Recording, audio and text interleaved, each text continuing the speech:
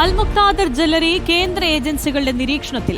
സംസ്ഥാനത്തെ 30 ബ്രാഞ്ചുകളിൽ ആദായ നികുതി വകുപ്പ് നടത്തിയ പരിശോധനയിൽ 380 കോടിയുടെ നികുതി വെട്ടിപ്പാണ് കണ്ടെത്തിയത്. പഴയ സ്വർണം വാങ്ങിയതിന്റെ മറവിലായിരുന്നു തട്ടിപ്പ്. തിരുവനന്തപുരത്തും കൊല്ലത്തും പരാതിയുമായി നിരവധി പേർ രംഗത്തെത്തി. ജ്വല്ലറി ഉടമ മുഹമ്മദ് മൻസൂർ അബ്ദുൽ സലാം ഒളിവിലാണെന്ന് പരാതിക്കാർ പറഞ്ഞു. വലിയ ലാഭവിഹിതം നൽകാമെന്ന വാഗ്ദാനം നൽകിയാണ് അൽ മുക്താദിർ ജ്വല്ലറി ഗ്രൂപ്പ് കേരളത്തിൽ തട്ടിപ്പ് നടത്തിയത്. ജ്വല്ലറിയുടെ 40 ശാഖയിൽ നിന്നായി 2000 കോടിയുടെ തട്ടിപ്പ് നടത്തിയെന്നാണ് ആരോപണമുള്ളത്. കോടികൾ നൽകിയവരും പരാതിയുമായി രംഗത്തെത്തി. പലരിൽ നിന്നും പണം നൽകിയെന്ന കരാർ പത്രം തിരിച്ചു വാങ്ങിയിട്ടും പണം തിരികെ നൽകാൻ ജ്വല്ലറി ഗ്രൂപ്പ് തയ്യാറായില്ല. പലയിടത്തും കെട്ടിട വാടക പോലും നൽകിയിട്ടില്ല. GPOന്റെ ഓപ്പോസിറ്റുള്ള നിർമ്മല ആർക്കേഡ് എന്ന ബിൽഡിംഗ്, നിർമ്മല ഞാനാണ്. അപ്പോൾ ഞങ്ങളുടെ ബിൽഡിംഗാണ്. ഡിസംബറിൽ അഗ്രിമെൻ്റ് കഴിഞ്ഞതാണ്. ഡിസംബർ തൊട്ട് ഞങ്ങൾക്ക് മുടങ്ങിയാണ് വരുന്നത്. എങ്ങുമുള്ള വാടക കൊടുത്തിട്ടില്ല.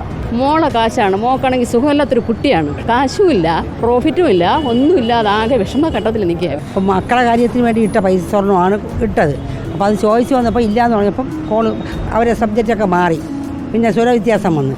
അങ്ങനെ ആണ് കട പൂട്ടിയിട്ട കാര്യം. കേരളത്തിൽ മാത്രം 380 കോടിയുടെ നികുതി വെട്ടിപ്പ് നടത്തിയെന്നും വൻതോതിൽ കള്ളപ്പണം വെളുപ്പിച്ചെന്നുമാണ് കണ്ടെത്തിയത്. പഴയ സ്വർണം വാങ്ങിയതിന്റെ മറവിലായിരുന്നു തട്ടിപ്പ്. മണി ചെയിൻ മാതൃകയിൽ കോടികൾ കൈപ്പറ്റി.